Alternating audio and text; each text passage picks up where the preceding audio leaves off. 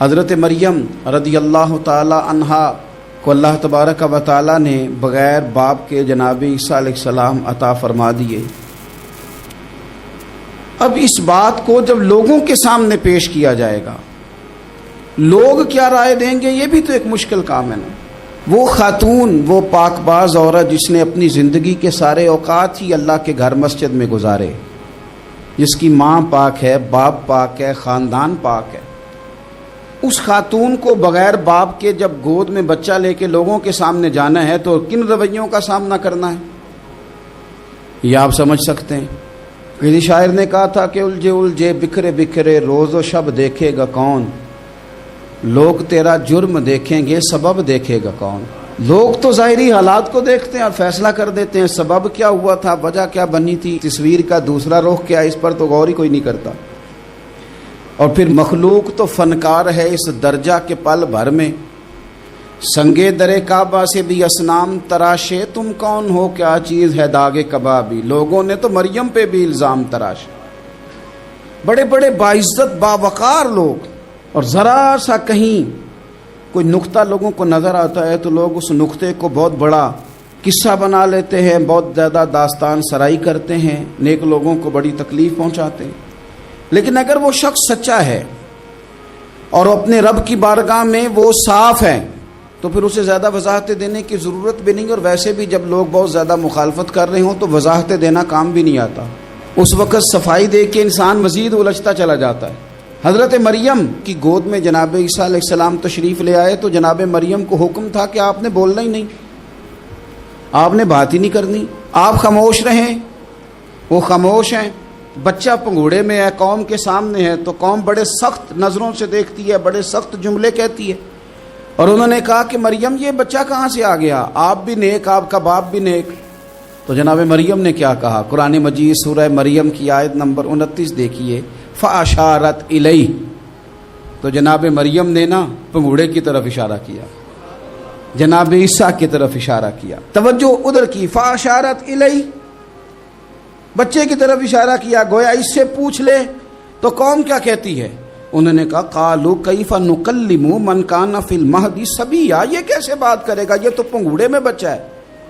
پنگوڑے میں بچے بھی کبھی بولے ہیں، وہ بولتے ہیں بھائی، پر جب رب چاہے، اور جب اللہ اپنے بندوں کو صاف کرنا چاہے، اور جب رب اپنے بندوں کی عزتوں کا محافظ بنے تو بچے پنگوڑوں میں بھی بولتے ہیں۔ جناب یوسف کے لیے بھی بولا تھا، جناب عیسیٰ بھی پنگوڑے میں بولے تھے، جناب جریج کے لیے بھی بولا تھا، بچے بولتے ہیں، لیکن کب، جب رب چاہے۔ کیسے بولے گا، یہ تو پنگوڑے میں ہے۔ لیکن جب انہوں نے دیکھا نا بچے کی جانب، آپ نے منہ سے نہیں کہا، وہاں تو حکم تھا چپ رہنا ہے، وہ خاموش تھی، پنگوڑے کی طرف اشارہ کر کے کہا اس سے پوچھ لو جو پنگوڑے میں ہے۔ تو جناب عیسیٰ پنگوڑے سے بولے اور سیدھے ہاتھ کے اشارے کر کر کے بولے، کیا کہتے ہیں، فرمانے لگے قال انی عبد اللہ۔ عیسائیوں نے کل کلاں کو کہنا تھا نا وہ اللہ کے بیٹے ہیں، تو انہیں بات یہاں سے شروع کی، کہنے لگے لوگوں سنو میں اللہ کا بندہ ہوں۔ بات شروع یہاں سے کی، جو کل بات ہونی تھی آج اس کا اظہار کیا، کہنے لگے انی عبد اللہ، میں اللہ کا بندہ ہوں، آتانی الکتاب، مجھے کتاب دی گئی ہے، وجعلنی نبیّا، اور رب نے مجھے نبی بنا کے بھیجا ہے۔ 10 منٹ پہلے جناب مریم کے بارے میں رائے لوگوں کی اور تھی، اور 10 منٹ کے بعد اور تھی۔ 5 منٹ پہلے باتیں اور تھیں اور 5 منٹ کے بعد باتیں اور تھیں۔ جب رب بندوبست کر دے، جب اللہ اہتمام کر دے، میرے بھائی ضروری تو نہیں کہ ہم پریشان ہی رہیں کہ یار یہ کام میں نے کیا نہیں، میرے کھاتے ڈال دیا گیا، یار اس جرم کا میں مجرم ہی نہیں اور میرے منہ پہ سیاہی ملنے کی کوشش کی جا رہی، یہ میرا کھاتا ہی نہیں اور لوگ مجھے تکلیف دے رہے ہیں۔ ضروری نہیں کہ آپ ہی وضاحت کریں، میرا رب بھی بندوبست فرما دیا کرتا ہے۔ اور جو اہتمام اللہ کرتا ہے نا، جو بندوبست رب کرتا ہے، آزمائش آ جاتی ہے، بڑے بڑوں پہ آ جاتی ہے، لیکن بعض اوقات بڑی تکلیف ہوتی ہے جب اس بندے کو لوگ کٹہرے میں کھڑا کر دیں جس کا جرم ہی کوئی نہیں، اس شخص سے لوگ سوال جواب شروع کر دیں جس بیچارے کے خیال میں بھی وہ بات نہیں، پھر وہاں وضاحتیں دینا، نہ کردہ گناہوں کی وضاحتیں دینا، یہ بڑا بوجھ بنتا ہے، بڑی تکلیف ہوتی، اور لوگ کرتے ہیں یہ کام۔ پھر اللہ تعالیٰ جب بندوبست فرمائے، صحیح بخاری میں حضرت جریج کا ذکر فرمایا، جریج نفل پڑھ رہے تھے، ماں نے آواز دی، وہ آ نہیں سکے، نماز میں تھے، ماں ناراض ہو گئی، اس نے ہاتھ اٹھا کے کہا اللہ یہ اتنی دیر تک مرے نہ جب تک کسی بری عورت کا منہ نہ دیکھ لے۔ کسی اور کی دعا کے لیے سند نہیں ہے کہ وہ تیرے حق میں ضرور قبول ہوگی، لیکن ماں باپ کی دعا کے لیے میرے نبی پاک نے سند بیان کی ہے۔ سید عالم صلی اللہ علیہ وسلم فرماتے ہیں جب بھی ماں باپ اولاد کے لیے ہاتھ اٹھاتے ہیں رب ضرور قبولیت کا شرف عطا کرتا ہے۔ تو جہاں سند موجود ہے نا، کچھ افتتاح باجی سے بھی کرا لینے چاہیے، کچھ کام شروع کرنے سے پہلے صرف اماں سے ہی دعا کرا لینی چاہیے، یہ والا افتتاح بھی بڑے کام کا ہے کیونکہ یہاں سند بیان کر دیا میرے نبی کریم۔ تو جناب جریج کی ماں ناراض ہو گئی، کہنے لگی اللہ اس نے میری بات نہیں سنی۔ اب تھے تو وہ نیک، لیکن رب کریم کی حکمت کا تقاضا ہے، ماں کی دعا کو بھی قبول کرنا تھا، اللہ نے آزمائش میں مبتلا کر دیا۔ والدہ تو چلی گئیں، وہ ایک خیمے میں، ایک کٹیا میں، ایک جھونپڑی میں عبادت کرتے تھے، اللہ کو یاد کرتے تھے، رب رب کرتے تھے، اور لوگ ان کی بڑی تعریف بھی کرتے تھے، لوگ ان کے ارادت مند بھی تھے، عقیدت مند بھی تھے، اہل محبت بھی تھے۔ ایک عورت آ گئی، بس وہ اللہ کی حکمت پوری ہونی تھی، اس نے آ کے پہلے تو انہیں اپنی طرف مائل کرنا چاہا، جب نہ مائل ہوئے تو الزام لگا دیا۔ یہ ہمارے دور کا تقاضا ہے، لوگ پہلے آپ کو اپنے حق میں قائل کرتے ہیں، اپنی فرما برداری میں لانا چاہتے ہیں، اگر آپ نہیں آتے تو پھر وہ آپ کو مجرم قرار دے دیتے ہیں، یا میرے ساتھ چل ورنہ پھر میں تیرے خلاف پراپوگنڈا کروں گا۔ دو ہی باتیں، پہلے اس نے قائل کیا، جب جناب جنید قائل نہ ہوئے تو اس نے قریب ایک چرواہا تھا، اس چرواہے کے ساتھ جا کے منہ کالا کیا، مقررہ وقت پہ بچہ پیدا ہو گیا۔ لوگوں نے کہا کس کا ہے؟ کہنے لگی اس خانقاہ میں، اس حجرے میں عبادت کرنے والے کا ہے۔ اگر کسی دیندار پر ذرا سا بھی الزام لگ جائے تو آپ یقین کریں کہ بڑے بڑے خوفناک لوگ بھی نیک ہو جاتے ہیں، جن کا اپنا سارا ماضی کالا سیاہ ہو وہ بھی اجالوں کے راہبر بن جاتے ہیں، جن کی اپنی زبانیں ساری زندگی آلودہ رہی ہوں وہ بھی بڑے بڑے اعلیٰ سچ بولنے لگتے ہیں۔ اعلیٰ کچے میرے مکان کی دیوار کیا گری، لوگوں نے تو میرے صحن میں رستے ہی بنا لیے۔ بڑے لوگ آ جاتے ہیں پھر بڑا کچھ کرتے ہیں اور بڑے بڑے خوفناک جملے کستے ہیں، بس کو نقطہ جو ہاتھ آ گیا، ایسے جیسے گرنے کا انتظار کر رہے تھے۔ اب جناب لوگ اٹھے، احتجاج شروع ہو گیا، شور پڑ گیا، یہ بابا بڑا نیک بنتا تھا، نفل پڑھتا تھا، عبادتیں کرتا تھا، دیکھو اس کا حال کیا ہے کہ اس نے ناجائز بچہ پیدا کیا۔ بغیر تحقیق کے میں کہہ چکا ہوں کہ الجھے الجھے بکھرے بکھرے روز و شب دیکھے گا کون، لوگ تیرا جرم دیکھیں گے، سبب دیکھے گا کون۔ لوگ تیرا جرم دیکھیں گے، سبب کوئی غور نہیں کرتا کہ وجہ کیا تھی۔ او بھائی کچھ تو مجبوریاں رہی ہوں گی، یوں ہی کوئی بے وفا نہیں ہوتا۔ الزام لگا دیا، شور ہوا، احتجاج ہوا، دنیا کٹھی ہوئی، ان کا انہوں نے اجرا گرا دیا، مارا بھی، پیٹا بھی، ایک نیک آدمی کو بدنام بھی کیا، برا بھلا بھی کہا، گالیاں بھی دی، جو کر سکتے تھے کیا۔ اب جب سزا دینے لگے نا تو جناب جریج کہنے لگے تھوڑی سی اجازت دیتے ہو، مار تو تم نے دینا ہی ہے۔ کہا جناب ٹھیک ہے دیتے ہیں۔ انہوں نے کہا صرف 2 نفل پڑھنے ہیں۔ اب وہ نفل پڑھ رہے تھے تو لوگ اس وقت بھی کہہ رہے تھے فراڈ ہی کر رہا ہے، دھوکہ ہی دے رہا ہے، چونکہ ذہن بن گیا نا، بدگمانی آ گئی۔ انہوں نے 2 نفل پڑھ کے ہاتھ اٹھائے، کہا اللہ جانا تو میں نے ہے، پر اس رسوائی کے ساتھ جنازے تک نہیں خراب ہو جاتے، قبریں تک نہیں لوگ بدنام کر دیتے۔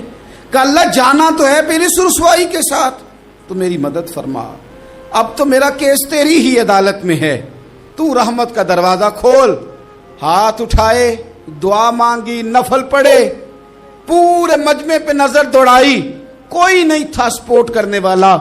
کل تک جو کہتے تھے نا تیرے لیے جیئیں گے، تیرے لیے مریں گے، ساری عمر ہی آٹا گدا ہے، لکھاں کیتے نہیں پیڑے۔ اب وقت آیا ہی تے محمد بخشا کوئی نہیں ہو بیٹھا نیڑے، ایک بندہ بھی نہیں تھا، ووٹر سپورٹر ساتھ دینے والا کوئی نہیں تھا۔ تو جناب جنید بچے کی طرف اشارہ کر کے کہنے لگے کوئی نہیں بول رہا، تو ہی بول کے بتا دے تیرا باپ کون ہے، تو ہی بول کے بتا دے کون ہے۔ اللہ اکبر۔ میرا رب جب چاہے تو بچے بولتے ہیں، رب چاہے تو گونگے بولتے ہیں، رب جب چاہے تو پھر پتھر بھی بولتے ہیں۔ جب کہا نا تو ہی بتا تو بچہ بولا اور بول کے کہنے لگا میرا باپ جریج نہیں، میرا تو وہ ہے جو بکریاں چرانے والا ہے، وہ میرا باپ۔ جب رب کریم نے توفیق دی تو بچہ بول پڑا۔ جب رب بندوبست کرتا ہے کسی کی عزت کی حفاظت کا تو پھر کوئی اسے رسوا کر سکتا؟ یاد رکھنا، جب رب محافظ ہو تو پھر لوگوں کا پراپوگنڈا وہاں کچھ کر سکتا؟ لوگ کئی دفعہ بڑا گہرا جال بنتے ہیں، سازش کا رنگ بڑا گہرا ہوتا ہے، عام سادے آدمی اس کو سمجھ نہیں پاتے، اس پراپوگنڈے کا حصہ ہو جاتے ہیں، انہیں پتہ ہی نہیں چلتا یہ بات دراصل کیا کی جا رہی ہے۔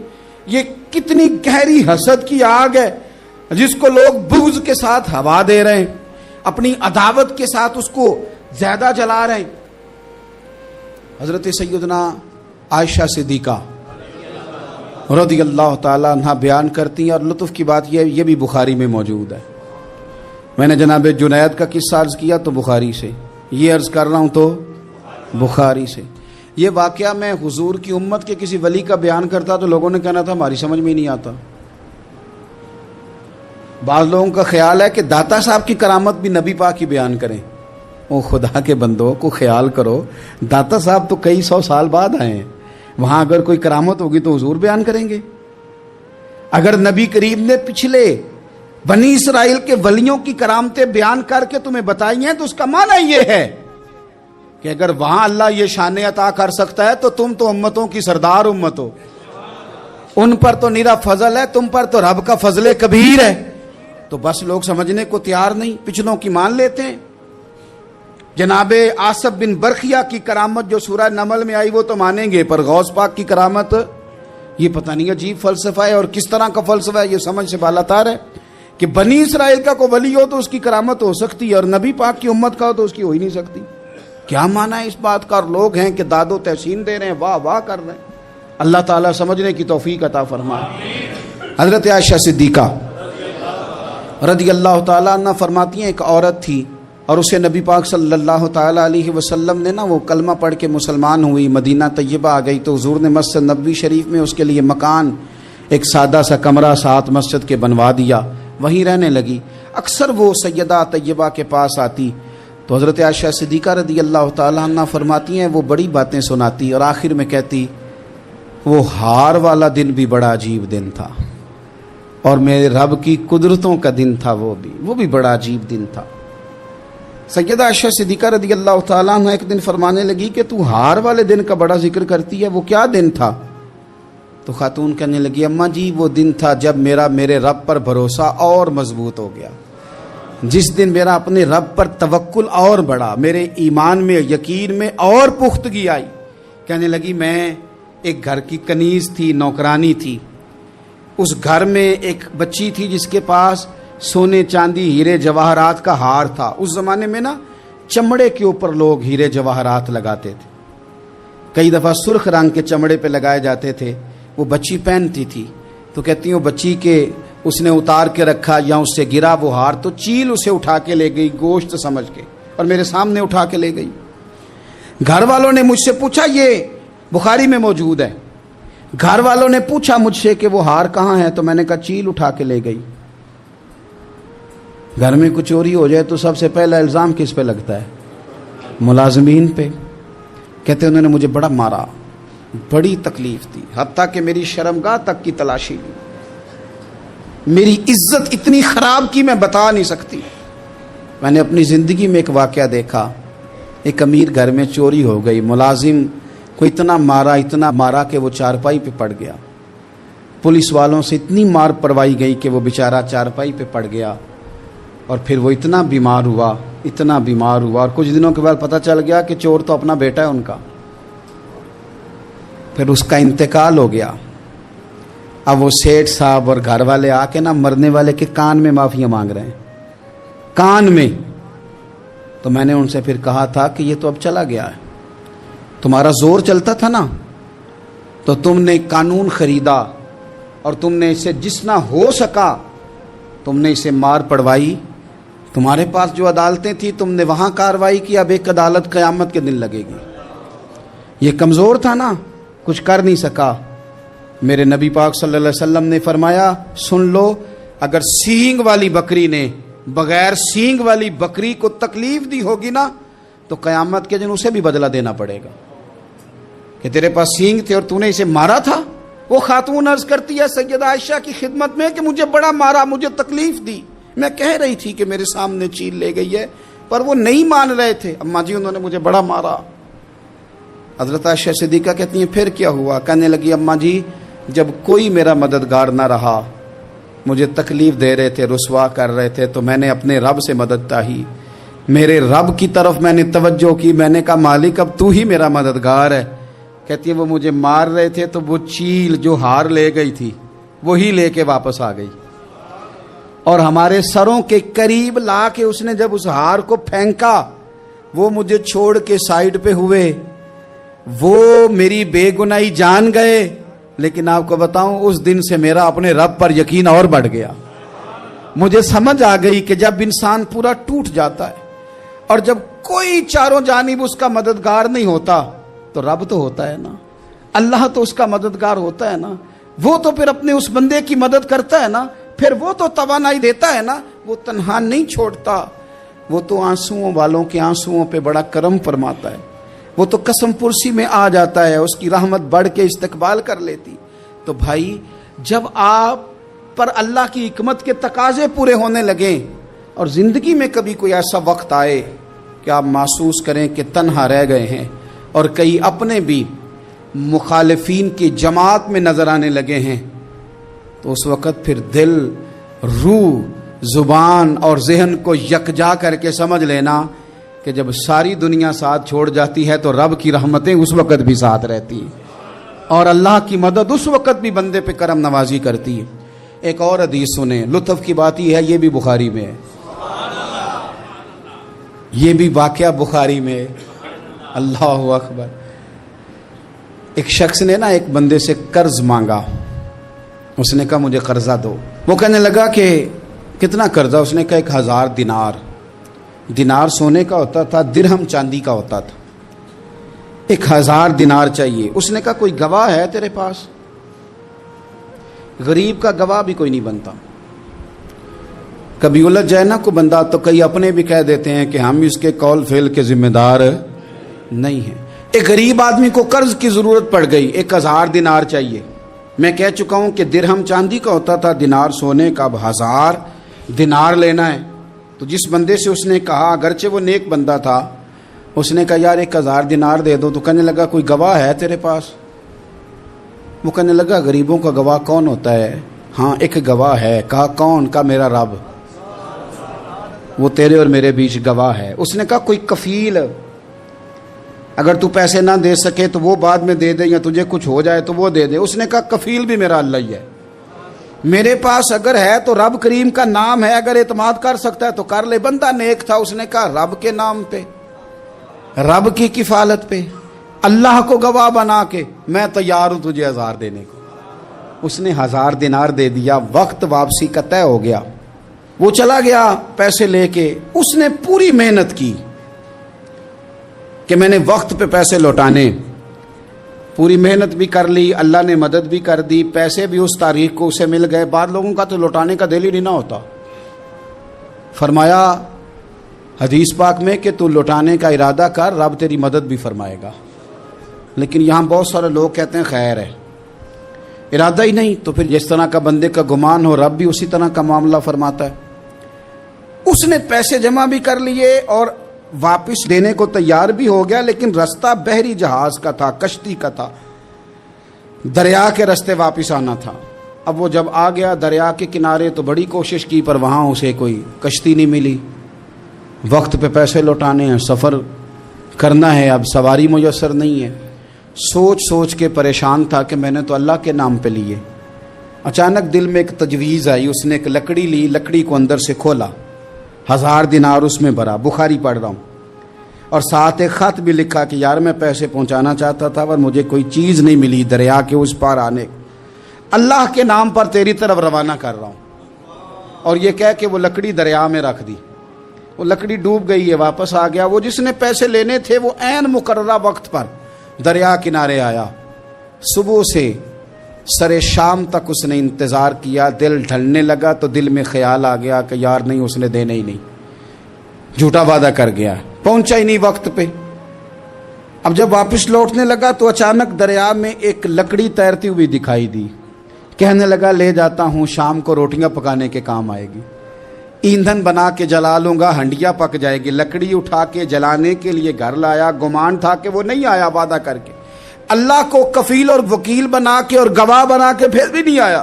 لکڑی لے کے گھر گیا، بخاری ہے، اور جب اس کو چیرا نہ کہ میں اس کی آگ جلاؤں گا، کھولا تو اندر سے 1000 دینار بھی نکل آیا، خط بھی نکل آیا۔ اب ذرا سمجھنا، اس کے دل میں بات کس نے ڈالی کہ تو لکڑی میں پیسے ڈال دے؟ اللہ نے۔ اس بندے کو مقررہ وقت پہ کنارے بھیجا کس نے؟ لکڑی صرف اسی کے ہاتھ آئی تو یہ بندوبست کیا کس نے؟ اللہ نے۔ گھر جا کے چیری تو پیسے بحفاظت اس تک پہنچائے کس نے؟ تو پھر ہمیں بھی توجہ اللہ کی جانب ہی کرنی چاہیے، ہمارے پہ دل کی توجہ رب کی طرف ہی ہونی چاہیے نا، ہمیں ادھر ادھر جانے کی، دیکھنے کی، بندوں پر غور کرنے کی ضرورت کیا ہے؟ وہ پیسے پہنچ گئے، یہ وہاں اپنی جگہ پہ پریشان تھا، اس نے 1000 دینار اور جمع کیا۔ پھر دوبارہ ایک دن دریا کنارے آیا، کشتی مل گئی، بیٹھ کے اپنے اس بھائی کے پاس آیا، کہنے لگا دیکھنا مجھ پر بدگمان نہ ہونا، پیسے اس تاریخ کو بھی جمع کر لیے تھے، دریا پہ آیا تھا پر کشتی نہیں ملی تھی، پھر میں نے نا لکڑی میں ڈال کے خط ڈال کے تیری طرف بھیج بھی دیے تھے، لیکن آج میں پھر لے کے آ گیا ہوں۔ وہ کہنے لگا خوش ہو جا، جس رب کو تو نے میرا اور اپنا گواہ بنایا تھا اس رب نے میرے تک پہنچا بھی دیے ہیں۔ جب لوگ اللہ کو گواہ بناتے ہیں، رب کی جانب اپنی توجہ کرتے ہیں، اپنی چاہتوں، خواہشات اور اپنی ساری چٹھیاں اپنے رب کریم کی رحمت کی طرف روانہ کرتے ہیں، پھر اللہ اپنے بندوں کو مایوس نہیں کرتا، اللہ اپنے بندوں کو نواز دیتا ہے، اللہ تبارک و تعالیٰ اپنے بندوں پہ کرم نوازی کرتا۔ او سنگیو، ساری امیدیں سیٹھوں، نوابوں، دنیا داروں سے کیوں وابستہ کرتے ہو؟ ساری توجہات کا مرکز کیوں ان لوگوں کو بناتے ہو جو تمہیں دنیا میں مضبوط نظر آتے ہیں؟ اپنی توجہات کا مرکز اپنے خدا کو بنائیے، اپنے مالک کی جانب اپنی ساری خواہشات کا رخ پھیر دیجئے، اپنی توجہات اپنے رب کی جانب کر لیجئے، وہ اپنے بندوں پہ بڑی کرم نوازی فرماتا ہے۔